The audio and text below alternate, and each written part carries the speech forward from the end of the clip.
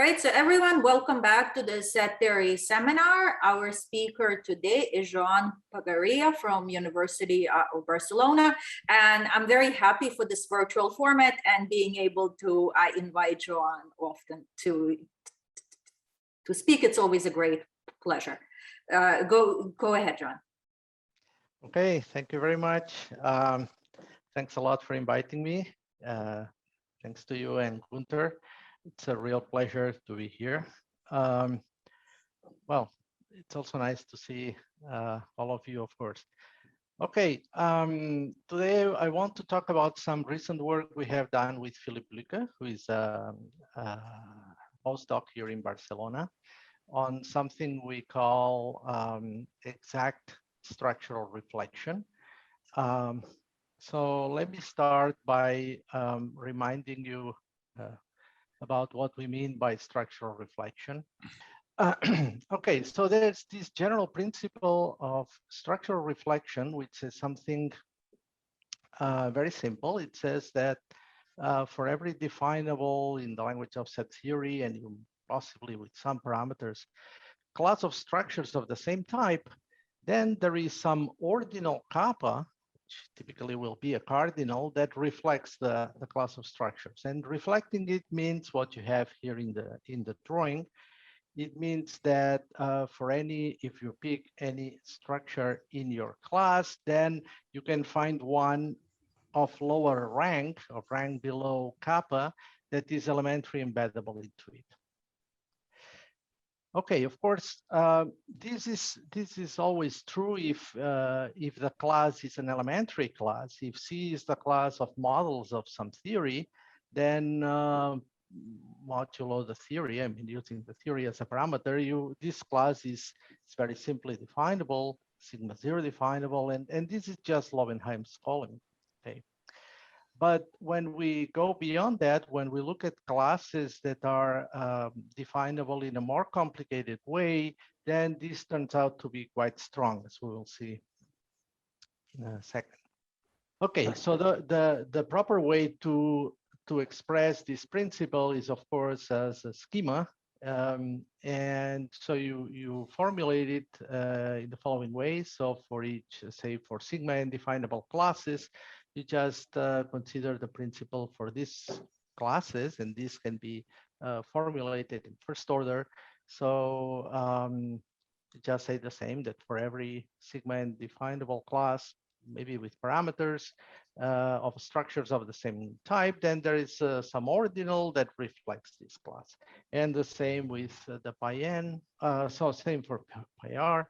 And actually, because if some ordinal, some cardinal reflects the class of structures, of course, all the larger cardinals or ordinals do the same. So you just do a closing of argument, and you see that the structural reflection principle for sigma n classes is actually equivalent to saying that there is a proper class of ordinals that reflect all classes of structures of the same type that are sigma n definable with parameters in B alpha. That's the bold-face form. That's if we allow parameters, and if we don't allow parameters, then we just say that there is some ordinal that reflects all class of structures that are sigma n definable without parameters. And same for the pi's. Okay, so that's now. It turns out that for, as I mentioned before, if the classes are elementary, or even more if they are sigma 0 definable, or even sigma 1 definable, then this is just provable in ZFC. Okay, and every alpha that is sigma 1 correct in V, namely every fixed point of the Beth function, will do that. Okay, so for this for sigma 1 definable classes, then all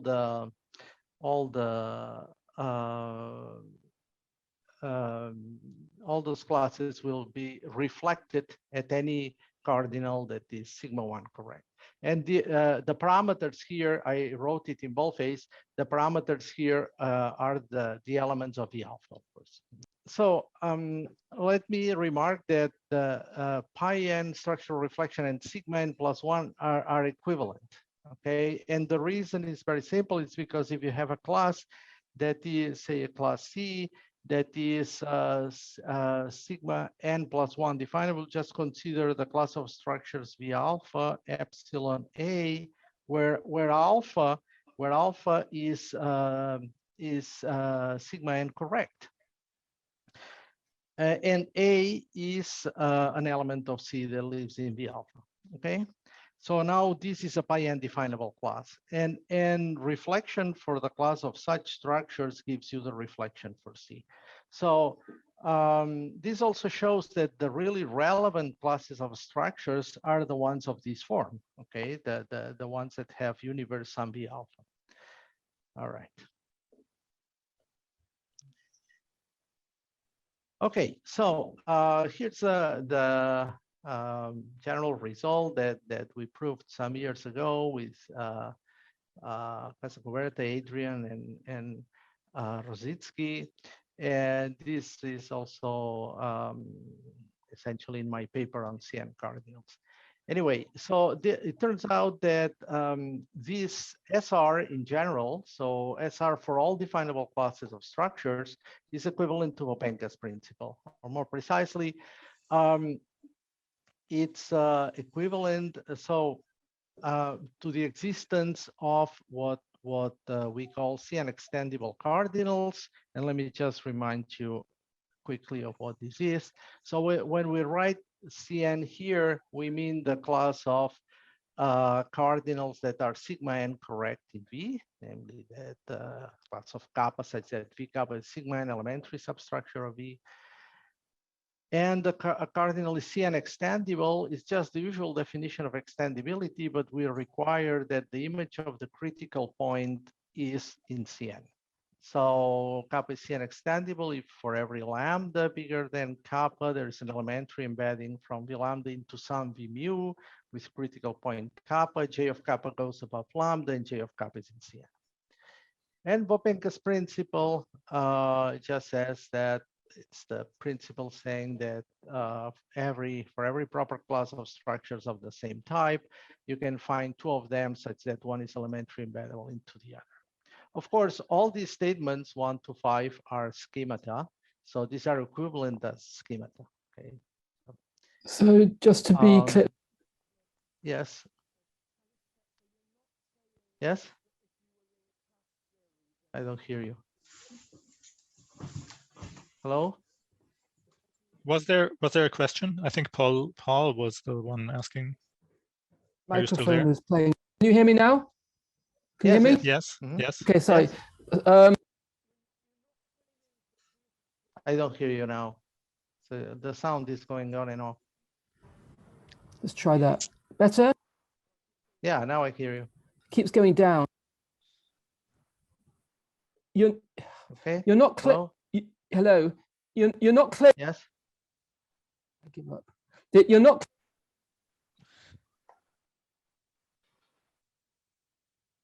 Don't hear you. Do you want to type the question in the chat, Paul?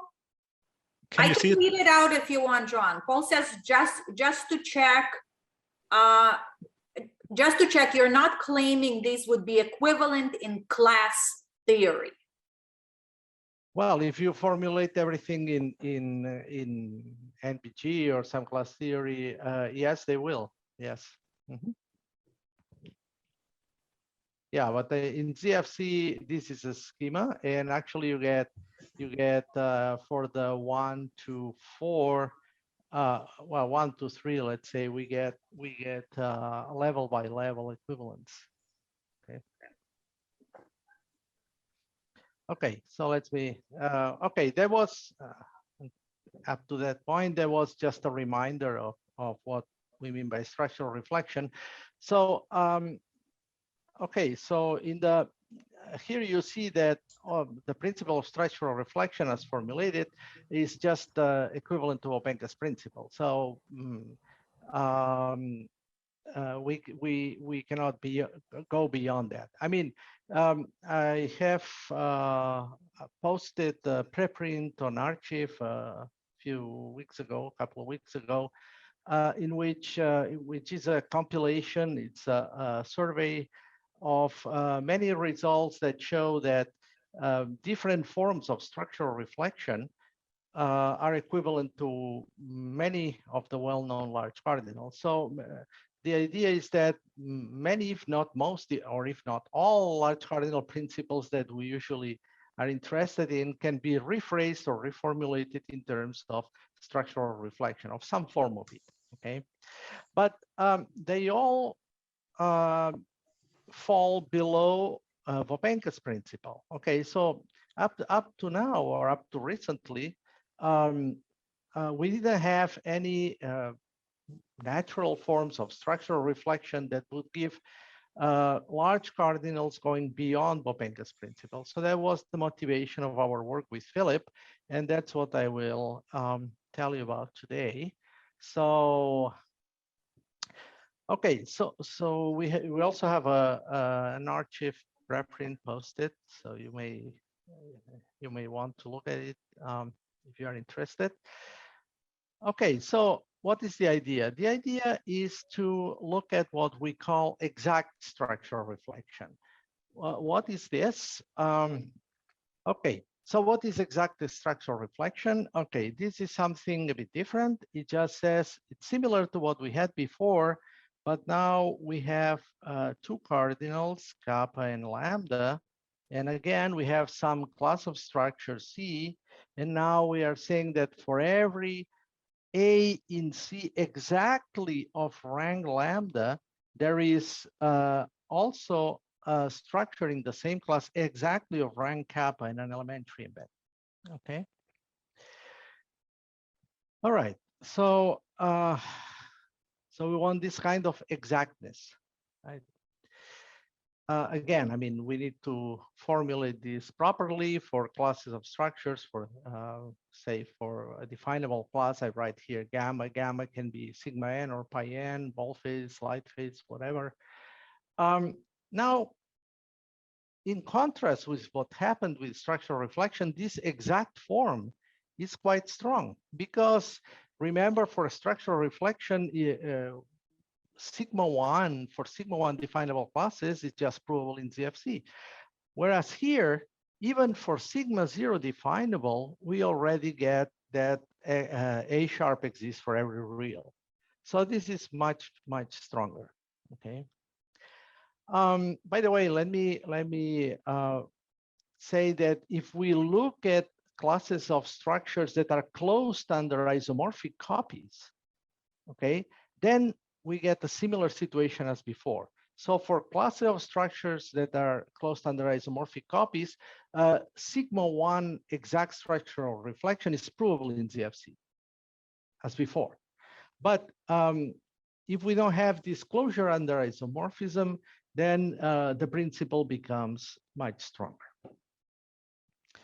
Okay, so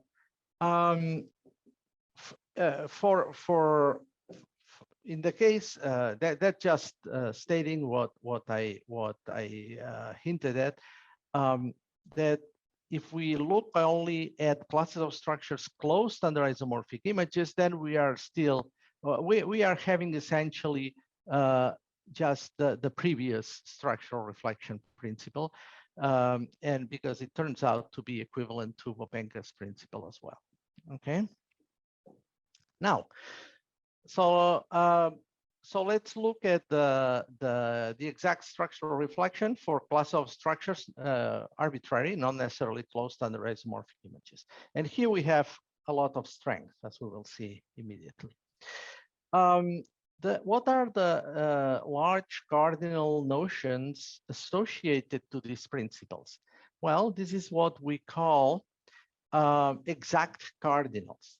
For the pi n classes, for the pi n definable classes of structures, we have what we call weakly exact cardinals that I will define in a moment. And for the sigma n definable, or rather for the sigma n plus 1 definable classes, we have what we call exact cardinals. So we have weakly exact for the pi definable classes, exact for the sigma n definable classes. Okay, we'll see more of this in a minute. Okay, so what are these cardinals? Well, the definition is a bit technical, but it says the following. It says that, so kappa is weakly and exact. So here there are two cardinals always, okay? So we have kappa is weakly and exact for some bigger cardinal, all right? So it's a relation between two cardinals, and it means the following. It means that there exists some, sorry, let me do it again. There exists some M, some transitive M, and some embedding, some elementary embedding of M into some H lambda prime, where lambda prime is sufficiently correct in V. So lambda prime is in Cn minus 1 and is sufficiently big. So it's bigger than Beth lambda. And so here we have lambda. Kappa is sent to lambda, and given any subset of V lambda, we can have this A in the range of the embedding. Okay, and most important, this M is also very correct in V. So is pi n correct with parameters in V kappa plus 1. This means, of course, that every pi n sentence with parameters in V kappa plus 1 that is true in M is also true in V, and conversely. Okay. So that's the notion. That's the large cardinal notion. If we, in addition, require that the critical point is sent to kappa, then we say that it's weakly parametrically inexact. Okay.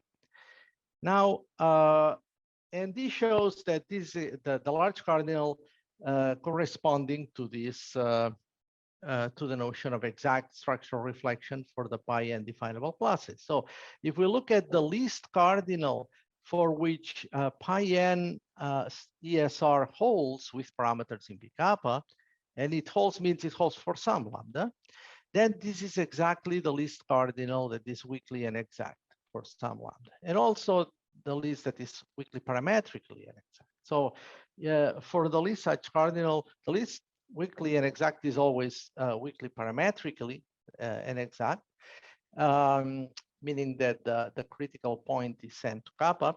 And this is also the least cardinal for which this exact structural reflection holds for pi n definable classes with parameters in V kappa.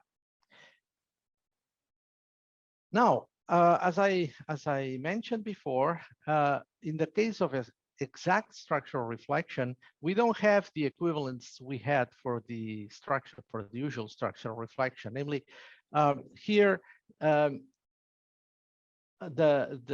this principle for sigma n plus 1 is stronger, strictly stronger than for pi n definable classes. Okay, so those two, the pi n version and the sigma n plus 1 version are not equivalent. So for the sigma n plus 1, we need a slightly stronger notion. It's similar as before, but now what we have here is some x.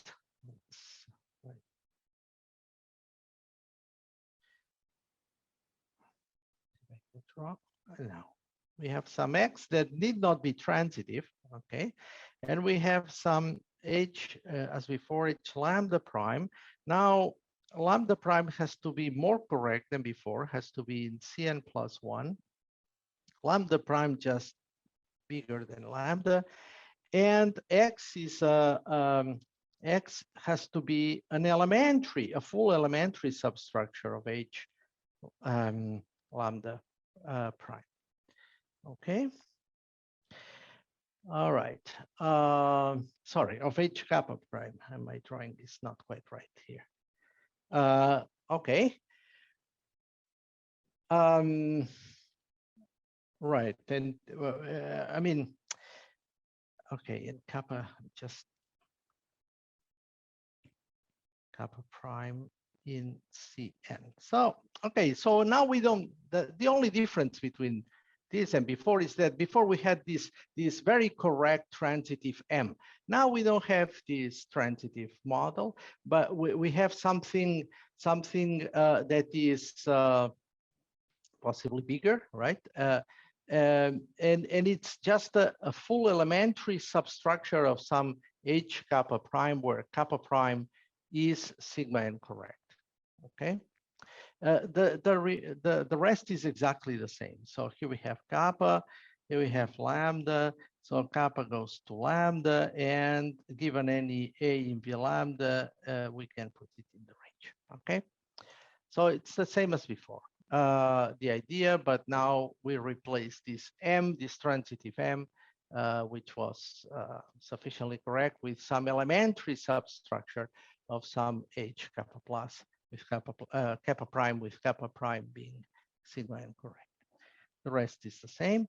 And now we have the same equivalence, but now for the sigma n plus 1 definable classes. So these are the cardinals that correspond exactly to these ESR principles.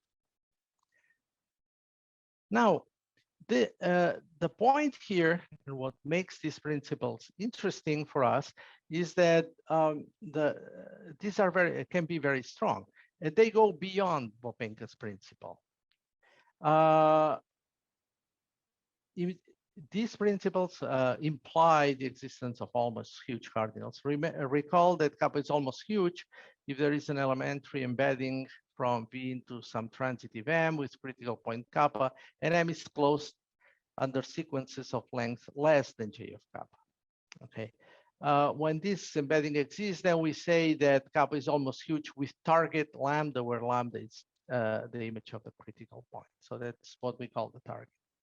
Now, it turns out that if kappa is either parametrically zero exact, so that's very the weakest version of those cardinals, or weakly parametrically one exact, then there are many almost huge cardinals with target kappa below kappa. Okay, so you see this is considerably, in terms of consistency strength, this is considerably stronger than Bopenka's principle. And also, if kappa is parametrically zero exact for some lambda, then kappa itself is almost huge with target lambda. Okay. Right. So even at this at the lowest level for zero for parametrically zero exact or weakly parametrically one exact, this already breaks the Bopenka principle barrier in terms of structural reflection. Okay, how about what is an upper bound for those cardinals? Well, if kappa is huge,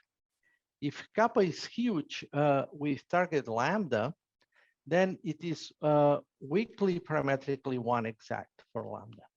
Okay, and therefore this ESR for pi1 definable class of structures holds for some cardinal which is less or equal than kappa. Okay, by the previous theorem. And moreover, we get the consistency of this. Okay, so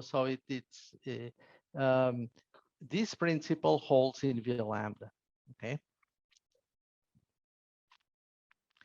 However, hugeness is not enough to yield directly one exactness. So if kappa is the least huge cardinal, that it is not one exact. Okay. This is because of sigma 2 definability of the least huge. Okay. Well, I won't go into this. So so we are here at the region of hugeness, and if we go a bit higher, then we get the consistency of all weakly parametrically and exact cardinals. Because if we take so if kappa is an almost too huge cardinal, and too huge cardinal is the same as before for almost huge, but now we require that M is closed under sequences of length less than J of kappa.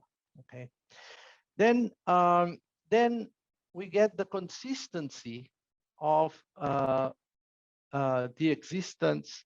Okay, so then we get some V rho that satisfies the exact structural reflection principle for all definable classes with parameters. Okay, someone is asking me. I don't hear you well.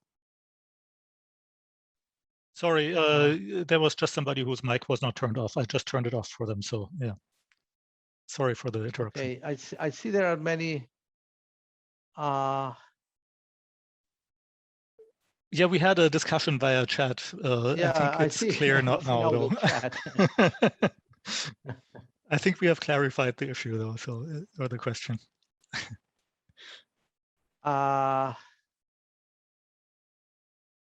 Well, I mean, yeah, we can discuss this later, but certainly for usually we formulate this for definable classes. For the class version, it's consistency wise is well. Let's see, to get the equivalence with the existence. Okay, let's discuss this later because this is interesting, but with all the technical failures, I think I'm running short of time. So let me continue and then. Joan, while you're already interrupted, could I just ask you, so if you have one of those cardinals kappa, and you say there is some lambda for which it's it has this property, can you say something about the smallest lambda for which this holds or something like that? Not really, no. Oh, okay. Well, maybe you can, but we don't have any results on that. Yes. Okay. Okay. No, I mean, we have, you will see there are different, of course, you can ask what if instead of one lambda, you can have 2 or 3 or a proper class of lambdas or something like this. And we will see that this happens assuming sufficiently strong rank-to-rank embeddings and so on. But no, I mean, the answer to your question is no, we don't know what this, I mean, if you look at the proofs, you have some idea of what this least lambda should be, right? Okay. Mm-hmm. But no, I cannot say anything. I mean, I cannot give a statement or a theorem about this. Okay. Interesting. Anyway, so if kappa is almost too huge, then we get the consistency of ESR for all definable classes with parameters in V kappa. Okay, so that's an upper bound for this. Okay, if we want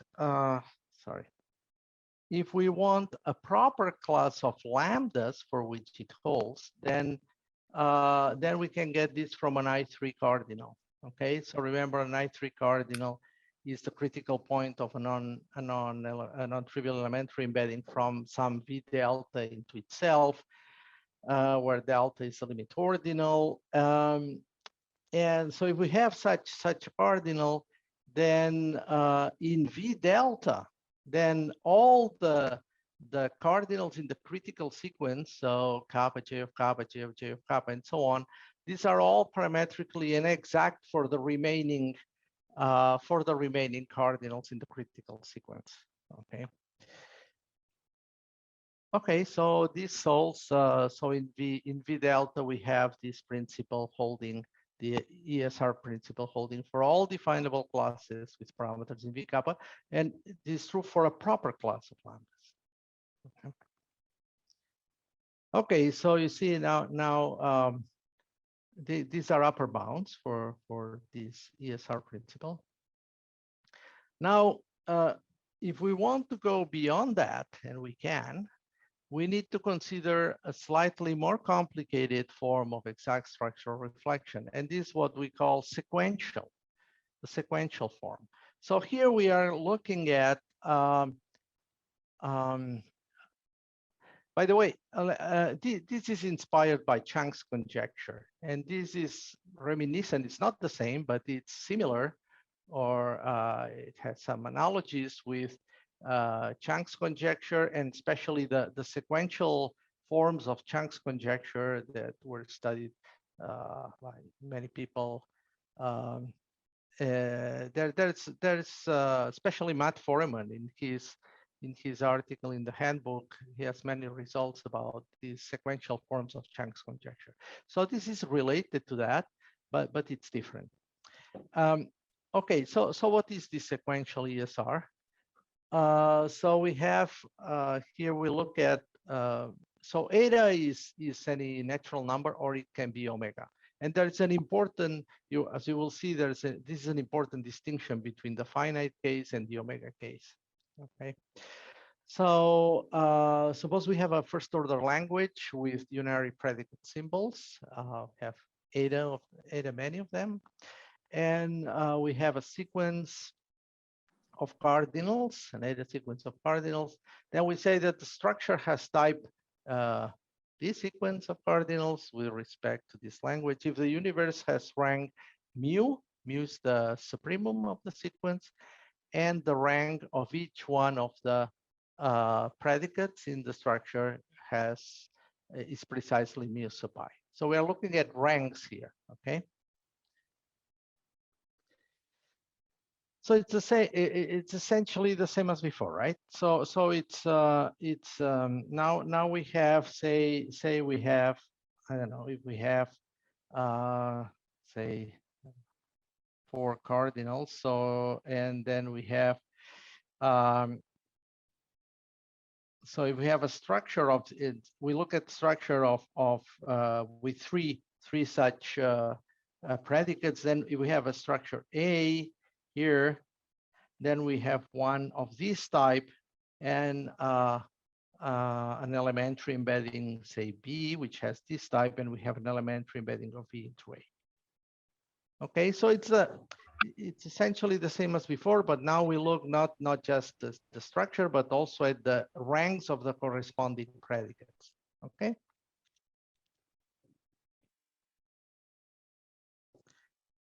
All right.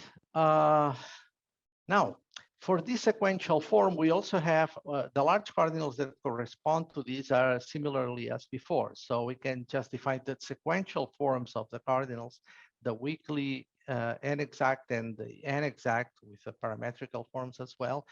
And let me just quickly put this, but I'm not going to read it. So the idea is the same as before. So let's see, for example, for the weakly n-exact, remember we had this m, we had this h lambda prime, and now now we have kappa that goes to lambda.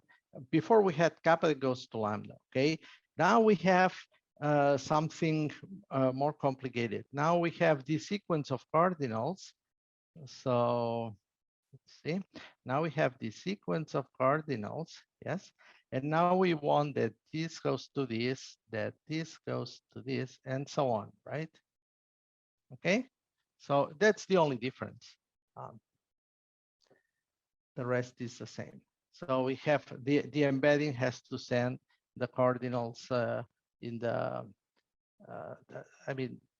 the cardinals relevant for each one of the structures to the corresponding cardinals in the bigger structure. All right, so these are the same as before, and we have a similar theorem. So we have that these cardinals correspond exactly to those sequential forms of exact structural reflection. So a cardinal, say lambda 0, is weakly n-exact for this sequence of L lambdas, even only if this the principal holds for pi n definable classes. Okay, and similarly for the parametric form. So here we have parameters in V lambda 0. Okay, and similarly for the exact, this is same, but now we have sigma n plus 1. Okay. So it's the same as before. Now the question is how strong are these sequential forms of the weakly inexact and inexact cardinals, and therefore how strong are these sequential ESR principles? All right. In the case, as I mentioned before, there is an important difference between finite sequences and infinite sequences of length omega. For finite sequences, this corresponds roughly to n huge cardinals, okay? So to be precise, if kappa is an n huge cardinal, which is witnessed by some j, then kappa is weakly parametrically when one exact for the sequence starting at j of kappa, j of kappa, and so on.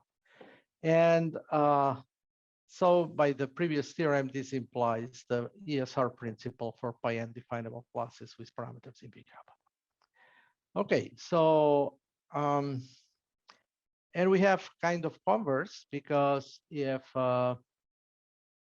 if kappa is a cardinal and we have a sequence of lambdas of length n plus 1 now, okay? Such that kappa is either weakly 1 exact or 0 exact for the sequence, then some cardinal less than kappa is n huge. So so you see that the key thing is that here we have a sequence of length n. Here we have a sequence of length n plus 1. This is why we get, from one huge we get a huge below and so on. But an n huge below and so on. So this is, this is why I mean by roughly. Okay. So right. So n huge cardinals is what corresponds to this type of sequential weakly inexact or inexact cardinals when the sequences are finite. Okay.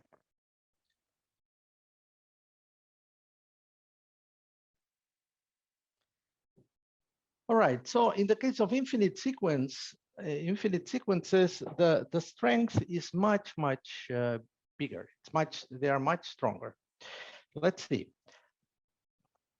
So suppose the lambda is the supremum of such an increasing sequence of cardinals of length omega, and we have some cardinal less than the first term. If this cardinal kappa is either weakly 1 exact for the sequence or 0 exact for the sequence, then there must be an I3 embedding from V lambda into V lambda. So you see, now we are already at the rank-to-rank embedding region. So this is very strong. And look here, we are assuming weakly 1 exact or 0 exact. So those are the weakest forms, right? So and already we get up to an I3 embedding. Okay. And not only that, but if kappa is either parametrically weakly 1 exact or parametrically 0 exact, then there are many I3 cardinals below kappa. Okay. So this is gives an idea of what these principles, how strong these principles are. Well, so what is an upper bound? What do we know about their consistency? Well, look, for example, for a weakly parametrically 1 exact cardinal, the best known upper bound is an I1 embedding. So an I1 embedding is an embedding from some V lambda plus 1 into V lambda plus 1 for some limit lambda. Okay. And we have that. So what do I mean by that? So if kappa is in an I1 cardinal, the critical point of such an embedding, and you pick any natural number greater than 0, then kappa is weakly parametrically 1 exact for the sequence that you see here. But let's consider the case kappa is 1. That's simplest. So if k is 1, then if kappa is weakly parametrically 1 exact for the sequence of starting at j of kappa. Okay. So and by the theorem we proved before, we have that pi 1 ESR holds for this omega sequence. Okay. And that's the best no upper bound we know. So this is somewhere between an I3 and an I1. And this is just for the 1 exact, okay? Parametrically 1 exact. Weakly parametrically 1 exact or 0 exact. Okay, so and that's all we know so far. I mean, we have there are many open questions that we could not answer. For example, suppose we have we assume ZFC plus there exists a huge cardinal is consistent. Can we get a model of ZFC in which we have the sigma 2s ESR principle holds? Well, this we don't know. We know it for pi 1, but we don't know it for sigma 2. This is open. For example, another question: if kappa is the least cardinal for which the pi n ESR principle holds for some infinite sequence lambda, this is the sequential form. Does this imply that kappa is weakly parametrically inexact? Because in this case, we don't have the equivalence we have one implication, okay? So kappa weakly parametrically inexact does imply pi n ESR, but not, we don't know if the converse is true. We don't know if it gives an exact characterization in the parametrical case. And more interesting is the principle, the sequential ESR for sequences of length omega consistent for sigma 2 definable classes. We don't know if it's consistent with ZFC. So we have seen that for pi 1, we are already quite high. We are between an I1 embedding and I3 embeddings, many I3 embeddings, but we don't know if for sigma 2, it's consistent at all. So you see, this opens the possibility that these principles for sigma 2, and not to mention sigma 3 or sigma n in general, or pi n in general, it seems that those principles, we have a hierarchy here. They do form a hierarchy, this we know, but it seems that it's a hierarchy that goes beyond the traditional hierarchy, right? It goes beyond I1 embeddings, okay? And they're probably much stronger, but we don't know if they are consistent. So they don't appear to conflict, or they don't appear to be affected by Kunen's inconsistency theorem, right? So there's a possibility that the ZFC large cardinal hierarchy can be extended in this way far beyond the I1 embeddings. But this is something that needs to be explored. We don't know. We don't know. Okay, so let me finish by looking at what happens beyond choice. So if we go beyond choice, so then we are okay, because let's look at the Reinhardt cardinal. So Reinhardt cardinal is the critical point of an elementary embedding from V into V. Okay, so if we have a Reinhardt cardinal, then there is a sequence of length omega for which ESR holds for this sequence for all classes that are definable with parameters in V kappa. And the proof is very easy, because if you take such an embedding, right, then just look at the critical sequence and pick something above it that is sufficiently correct, some or cardinal above it, or some ordinal above it that is sufficiently correct, then and it's a fixed point, okay? Then when you look at the restriction of the embedding to this v theta. And by going back and forth, one can easily see that's a very simple argument that this ESR for this sequence, this exact structural reflection for this critical sequence holds for all pi n definable classes. Okay, and we can do this for every n. So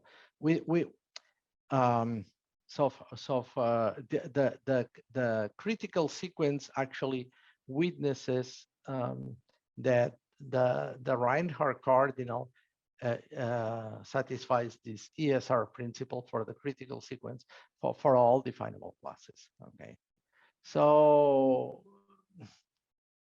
Okay, so this strongest ESR principle does follow from Reinhardt cardinal.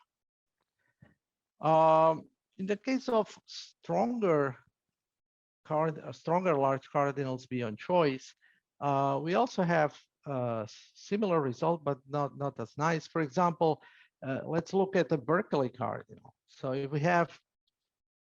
if delta is a Berkeley cardinal, remember that this means that for all transitive sets M that contain it, and for every eta less than delta, there is a non-trivial embedding, elementary embedding from M into itself with critical point above eta and below delta. Okay.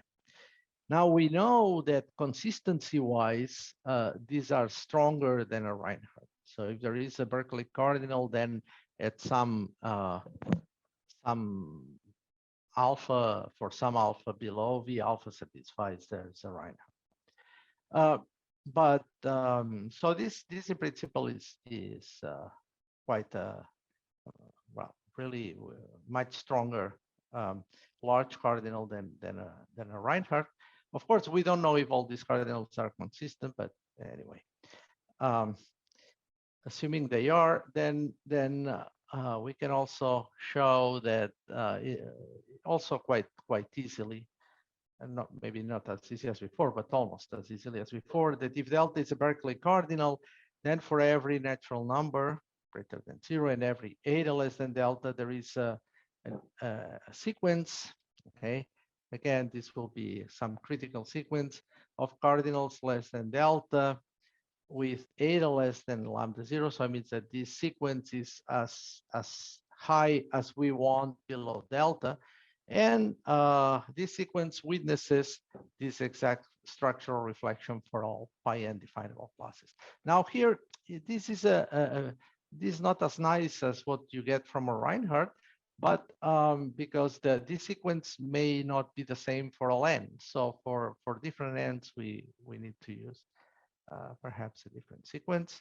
But anyway, so Berkeley cardinal also gives us the consistency of all these principles. Okay. Okay, so that's all we know. I mean, it would be nice. I mean, maybe one can show that the sigma 2 ESR for omega sequences is outright inconsistent with choice. But that would be not so nice. But so we do hope that they are consistent with choice and that these principles go actually well beyond the I1 embeddings in a choice in the ZFC context. And this, I think, it makes them very interesting. Okay, so I'll stop here. Thank you very much. Thank you. Thank you very much. Thanks, Joan. Okay. John, could you put back up the archive reference to your paper with Luca? Oh, yes. Let's see, it's a long way back. Yeah, I think it was. If you go to the archive, if you go to the archive and type my last name, you will find it there. But, okay, but here it is. Okay, just a second, hold it there. 2106. It's a bit long. It's a bit long paper. It. Did I put the right link in the chat, Jean? I'm sorry, Mika? Oh yeah, I just put the link in the chat. Okay. Okay. So it's easy, people can just click on it. Oh, great, thank you. Well, So I can't copy from chat, I find. just click on it. No, Adrian, just click on It it. doesn't work when I click on it. Ah, okay. I don't know why, but on some Zoom sessions, I can click on links and it works, and this one, it doesn't. You know, I've noted the numbers, that's all I need. Thank you. Okay, so let me answer the pending question about Popenka's principle. Okay, if you do the class version, then you have to change the CN extendable cardinal version. Yes, I mean, then you have to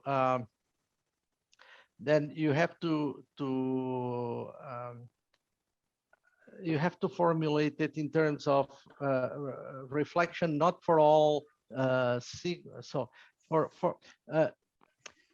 the existence of a proper class of CN extendable cardinals is equivalent to the structural reflection for sigma n plus 1 definable classes. Okay.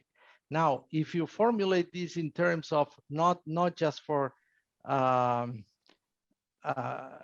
if you formulate not level by level, but you say that you have this structural reflection for all classes. So if you have the class version, then this is equivalent to the class version of Popenka's principle. That is what I mean. I was wondering when you look at these levels of definability, so classes which are sigma n definable or something like that. Do you is there are there like master classes, like, or is there, can you single out something like universal sigma n classes or something like that? Yes, yeah. yes, exactly. So as I mentioned at some point at the beginning of my talk, the relevant classes, the really relevant classes are classes of the form V alpha, epsilon, and some predicate, okay? Mm-hmm. These are the really relevant classes. Now the question is, what is this predicate? Yes. Right. And well, there is no universal, as far as I know, there's no universals, I think, but or maybe there is, I don't know, but okay. So these are the only classes of structures you need to care about, okay? Right. I mean, maybe for some n there is a universal, like maybe for sigma 1, maybe they're like, I don't know, just. Yeah, yes. If you look at the proofs, I mean, giving the equivalence, then there is a particular predicate that you need to put here, and this varies. And this is some because the proof goes. Let's see. Okay, maybe.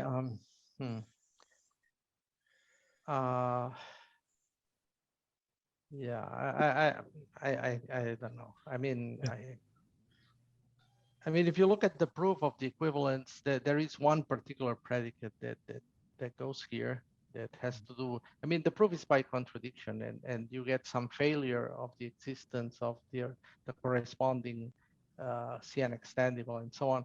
And then you put here there's some predicates which you can code into one single predicate, and then from structural reflection for this class you get contradiction. But I cannot say. I mean, it's not a nice it's not a nice thing. I mean, it's technical. It has to do with the proof. Mm-hmm. I was wondering if maybe there would be a way to inject some infinitary logic into some of these principles, like maybe where the classes would be definable by transfinite formulas. Yes, yeah. Did you think about that? Yeah. No, we didn't. But yeah, sure. That's something one could explore. Yeah. Yes.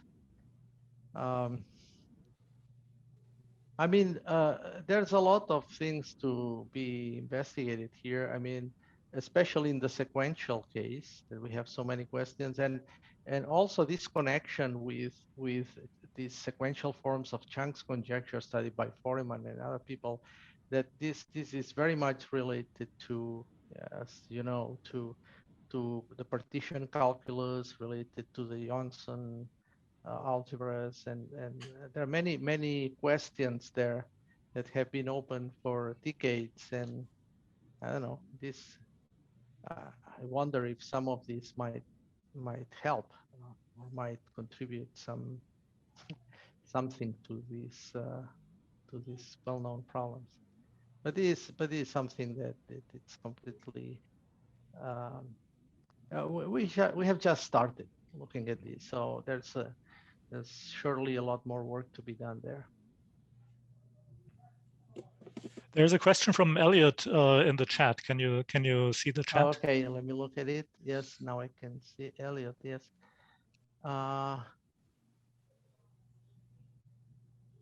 Friedman's what cardinals? What are Friedman's dollar cardinals? I don't know what they are. I don't know either. Yeah, I was also wondering. I didn't understand. I think it's maybe he mistyped something. Elliot, can you explain what you mean?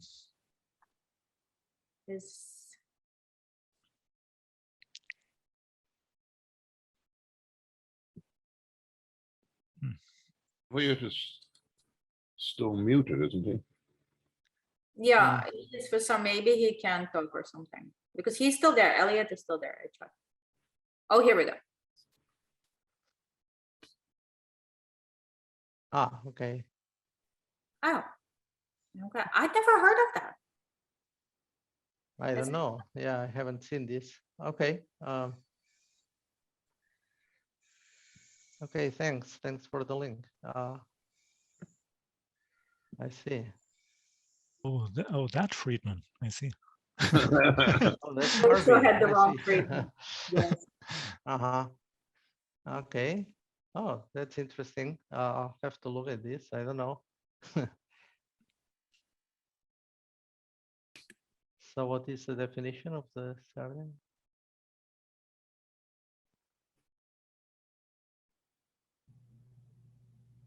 Okay.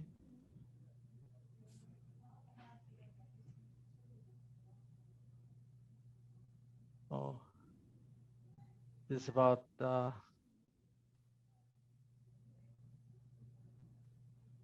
okay. Well, I'll have to look at this. I don't know. This is from, oh, this is an old post from 2005. Okay. I didn't know about this. Thanks for pointing this out.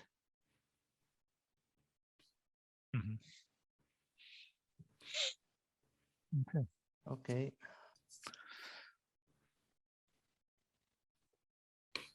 Okay.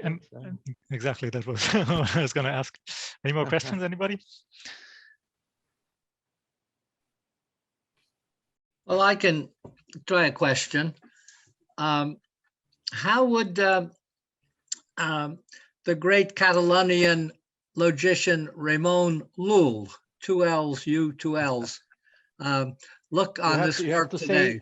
You have to pronounce it Llull. I know it's hard, but Llull. That's the double L. Llull, yes. That's right. So how would Ramon Llull do what? How would he appreciate this work? Would he, was this in his spirit of logic? Oh my gosh. It's very bold. I don't know. Yeah, well, he was a universal mind. I mean, he had these wonderful theories about everything, and especially about logic and mathematics and so on.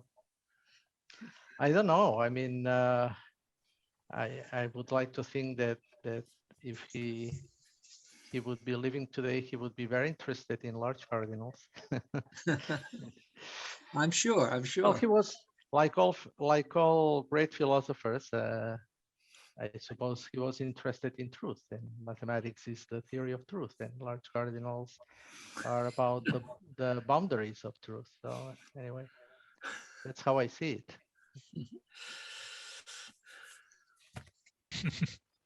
Thank you.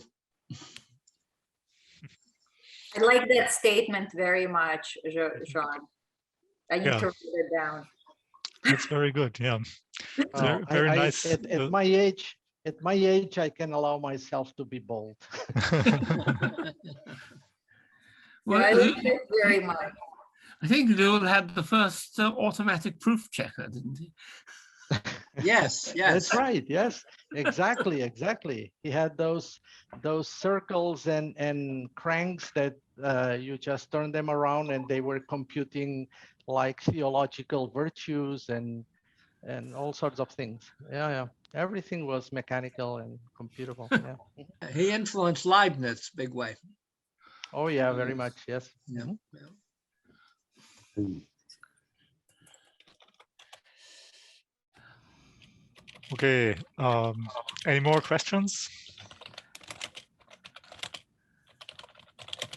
Okay, I think everybody is happy.